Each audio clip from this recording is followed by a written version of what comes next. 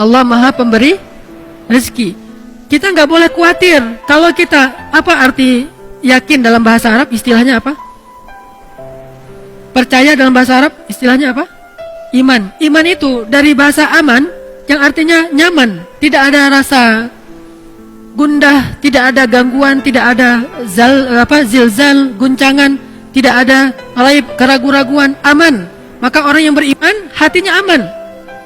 Orang yang beriman hatinya tentram. Orang yang beriman hatinya nyaman. Kalau kita yakin bahwa Allah Maha Pemberi rezeki, maka kenapa kita merasa takut?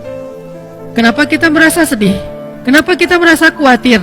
Kenapa kita merasa gundah? Kenapa kita merasa was-was? Kenapa? Berarti kita tidak benar-benar yakin Allah Sang Pemberi rezeki. Kenapa khawatir? Allah kan yang ngasih rezeki. Kenapa kita harus ngebela-belain banget sesuatu yang Allah benci? Kita ambil sesuatu yang Allah larang demi mendapatkan sesuatu nasi, katanya ikhtiar.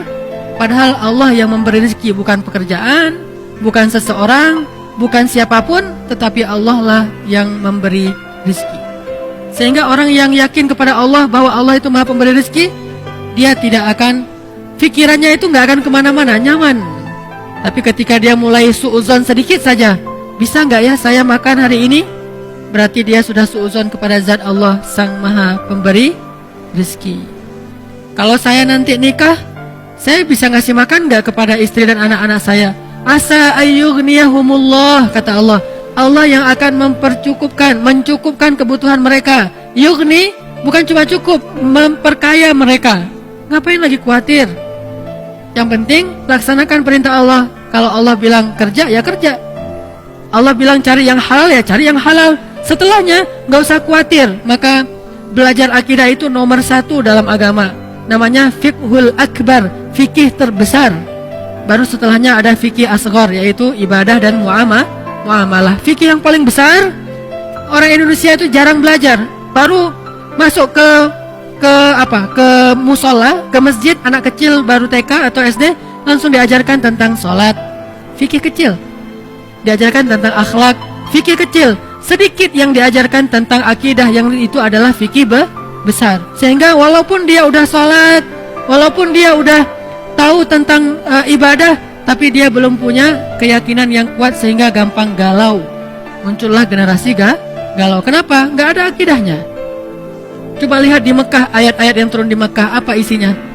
Akidah akhirah, akidah akhirah, akidah akhirah. Iman kepada Allah, iman kepada hari akhir. Itu aja terus isinya. Baru nanti setelah di Madinah muncul sholat yang sudah 5 waktu. Walaupun dia menjelang hijrah ke Madinah, sholat 5 waktu, kemudian puasa, kemudian zakat, kemudian jihad, kemudian menutup aurat, hijab, kemudian haji, umroh di Madinah. Kalau sholat menjelang Madinah, walaupun sholat itu udah ada sejak awal risalah, tapi dikonsep dalam bentuk 5 waktu menjelang ke Madinah. Intinya syariat itu baru muncul setelah sampai di Madinah. Sebelumnya akidah akhirah, akidah akhirah. Coba lihat ayat-ayat tentang yang di juz amma, rata-rata akhirah, akidah. Ini menunjukkan bahwa yang harus kita bangun terlebih dahulu adalah jangan suuzon sama Allah. Kalau kita udah nggak suuzon sama Allah, insya Allah kita nggak akan suuzon sama manusia. Kita tidak akan menjelek-jelekkan manusia. Kenapa? Bagaimanapun juga dia adalah ciptaan Allah. Makanya salah satunya yang paling gampang, misalnya Allah Maha Pemberi rezeki. Udah, kenapa ragu? Kenapa kita bilang ini jangan, ini nggak boleh, pekerjaan ini haram, tapi keuntungannya gede? Berarti makin gede dosanya. Udah, tinggalkan saja pekerjaan ini, ambil pekerjaan lain yang halal.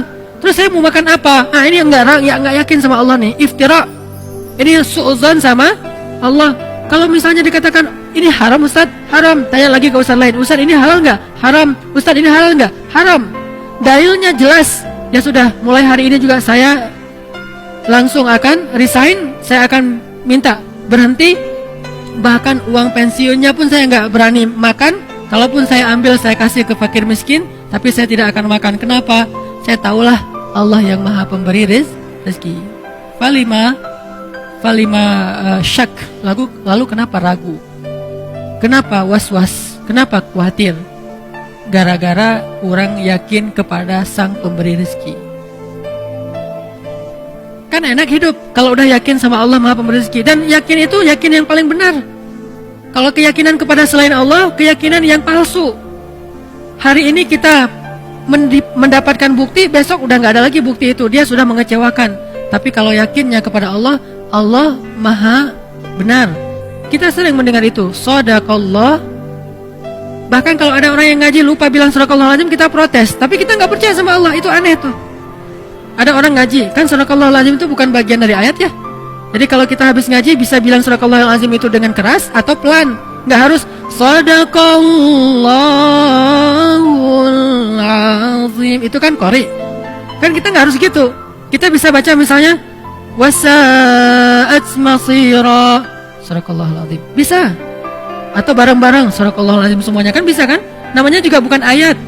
Kalau lupa dibaca pun tidak dosa. Tapi karena luar biasa ya kita ya, hebat. Kalau ada yang lupa bilang shadaqallahul azim, Ustaz kok tadi nggak pakai shadaqallahul azim? Tapi giliran dikatakan yang tadi Allah Maha Pemberi rezeki, tinggalkan pekerjaan itu. Terus nanti saya makan apa? Mana shadaqallahul azim? Mana yang dia bilang Allah itu Maha benar? Udah gitu terjemahannya salah lagi kan? Maha benar Allah dengan segala firman-Nya. Padahal apa? Maha benar Allah yang Maha Agung. Oh kok gitu Ustaz? Kan udah berpuluh-puluh tahun sejak zaman Soekarno kita udah Maha benar Allah dengan segala firman-Nya. Itulah orang kita, kalau udah jadi kebiasaan nggak mau lagi diubah. Takut dengan perubahan. Dia bilang nggak boleh fanatik. Kenapa fanatik kepada yang nggak benar? Kenapa nggak berfanatik kepada yang benar? Itu aja udah terjemahannya salah. Dan terus kenapa juga harus kalau ada qori itu terus sari tilawah harus perempuan? Mentang-mentang gara-gara istilahnya sari gitu harus perempuan? Shadaqallahul azim. Udah sebelahnya aku berlindung dari godaan setan, nunjuk lagi tuh. Yang terkutuk. Ini kenapa harus gini gitu loh? Aneh kan? Kenapa nggak si qorinya aja, kan udah ada Quran terjemah, tinggal baca. Dia baca gini nih.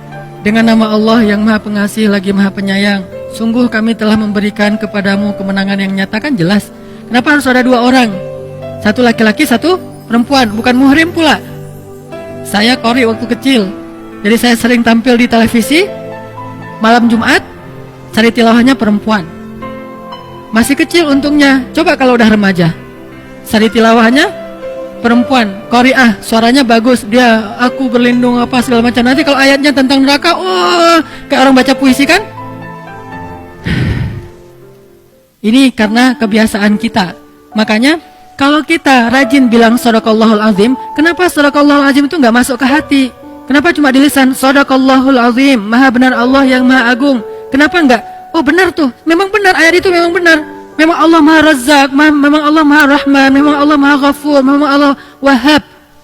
Jadi kalau misalnya dia belum dapat anak, berdoa lagi, berdoa supaya Allah kasih anak. Udah berdoa, bukan udah, nggak ada cerita udah berdoa, terus berdoa. Kenapa? Kalau nggak dikasih anak nanti dikasih di mana? Di surga. Emang di surga ada anak? Hadis riwayat Tirmidzi, baru aja kemarin saya baca. Kata Nabi, ketika seseorang menginginkan anak di surga, hari itu juga istrinya hamil dan melahirkan tanpa rasa sakit. Hadis riwayat Tirmidzi. Abu Dawud, ketika seseorang menginginkan anak di dalam surga, hari itu juga istrinya hamil dan melahirkan tanpa rasa sakit dan tanpa menghilangkan keperawanannya. Lahir anaknya. Berarti kita punya anak banyak di surga? Punya anak banyak. Makanya nggak usah berputus asa, minta aja anak. Rabbi habli minas salihin, Rabbi habli min ladunka waliya, waj'alhu Rabbi radiyya, Rabbi habli min ladunka dzurriyyatan thayyibah, Rabbana hab lana min azwajina wa dzurriyyatina qurrata a'yun. Kok belum Ustaz? Ala inna nasrallahi qarib, innallaha sami'ud du'a, Rabbi habli minas salihin, Rabbi habli minas salihin. Terus saja minta. Kenapa? Allah kita yakin Sami', Maha mendengar. Dan kita yakin, kata Nabi dalam hadis qudsi, Allah berfirman, aku malu kalau melihat hambaku mengangkat kedua tangannya lalu aku tidak mengabulkan doanya, itu aku malu. Maka kalau kita yakin sama itu, terus saja minta. Allah nih pasti malu nih nggak ngabulin. Allah beri saya anak, pasti Allah malu, pasti Allah mendengar. Tapi kalau kita bilang Allah dengar nggak ya, itu suuzon. Allah mau ngasih nggak ya, saya khawatir Allah nggak akan ngasih, itu suuzon. Karena Allah sendiri mengatakan, aku ujibu da'watad da'i idza da'ani. Aku pasti mengijabah. Pasti aku akan memberikan apa yang mereka minta, maka mintalah ke Allah. Kalau kita ragu, Allah ngasih nggak ya? Allah mendengar nggak ya? Berarti kita udah su'udzan terhadap Allah, iftira. Padahal Allah sami'ud du'a, Allah wahhab, maha pemberi, Allah syakur, maha menghargai, Allah razak, maha memberi rezeki. Ini gak boleh kita ragukan sedikit pun, sampai nanti kita malah bersuudzon kepada Allah. Mengurangi hak Allah itu gak boleh.